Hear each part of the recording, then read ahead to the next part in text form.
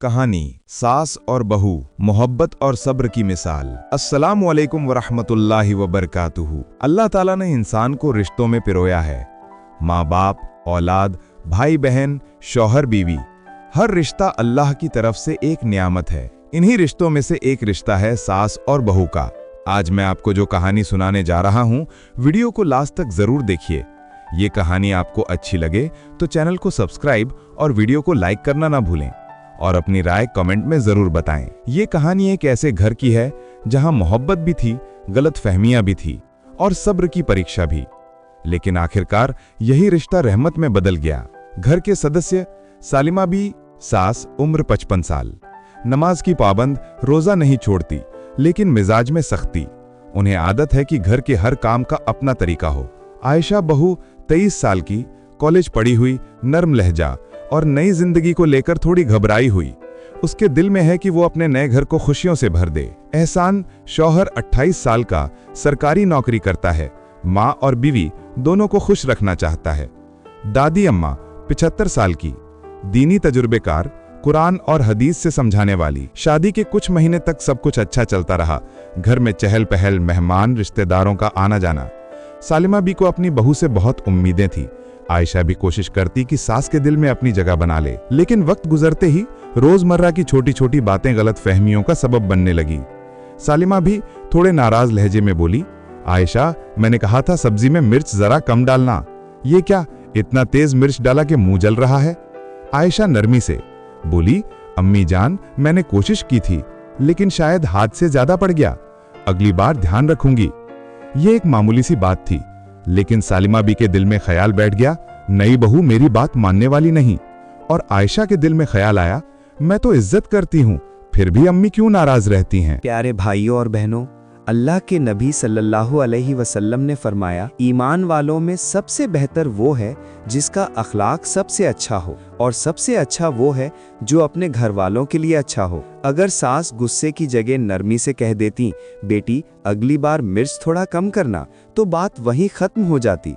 और अगर बहू थोड़ी मुस्कुराकर कहती, अम्मी जान आपके लिए अलग से हल्का बना देती हूँ, तो मोहब्बत बढ़ जाती। लेकिन अक्सर घरों में शैतान इसी तरह छोटी सी बात को बड़ा मसला बना देता है। एक दिन असर की नमाज का वक्त था। आयशा कपड़े धो रही थी।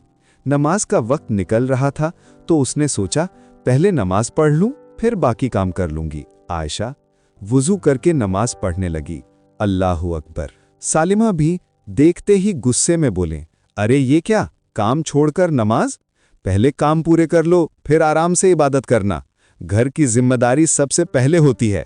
आयशा धीरे से नमाज के बाद कहती हैं, अम्मी जान, नमाज अल्लाह का हुक्म है। काम तो कभी भी हो सकता है, लेकिन वक्त निकल गया तो नमाज कज़ा हो जाएगी। आयशा ने सच्ची बात कही, लेकिन उसके कहने का अंदाज सख्ती में नहीं था। फिर भी सालिमा बी के दिल में ये बैठ गया कि बहू काम से ज्यादा इबादत दिखाने में लगी रहती है। अल्लाह ताला कुरान में फरमाता है, नमाज मोमिनों पर वक्त के पाबंद फर्ज की गई है। नमाज छोड़कर कोई काम मुकम्मल करना इंसान को अल्लाह की रहमत से दूर कर सकता है, मगर साथ ही घर की जिम्मेदारियां निभाना भी जरूरी है। इसलिए बहू और सास दोनों को चाहिए कि नमाज और कामों का तालमेल मोहब्बत से करें। फिर दिन गुजरते रहे, छोटे छोटे झगड़े बड़े होते गए।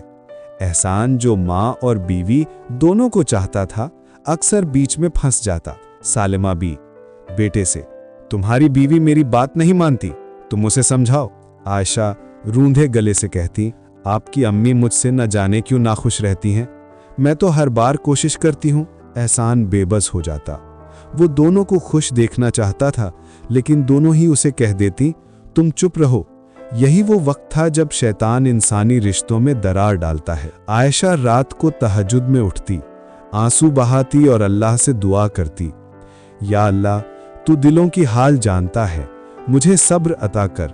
मेरी अम्मी जान के दिल को मेरे लिए नर्म कर दे, मुझे उनकी आंखों में बेटी बना दे, नौकरानी नहीं। प्यारे दोस्तों, याद रखिए, सब्र करने वाला कभी घाटे में नहीं रहता। अल्लाह ताला कुरान में फरमाता है, निस्संदेह अल्लाह सब्र करने वालों के साथ है। कुछ ही दिनों बाद गांव से दादी अम्मा आईं। वो उम्र में बड़ी थी, मगर दिल से नर्म। घर में आते ही माहौल को समझ गईं। दादी अम्मा मुस्कुरा कर बोली, सालिमा, ये तेरी बहू नहीं, तेरी बेटी है। बेटी से नरमी से पेश आया जाता है। और आयशा, तू भी ये मत समझ के तू मेहमान है, तू इस घर की मालिक है। दादी अम्मा अक्सर कुरान की आयतें और हदीसें सुनाकर समझाती।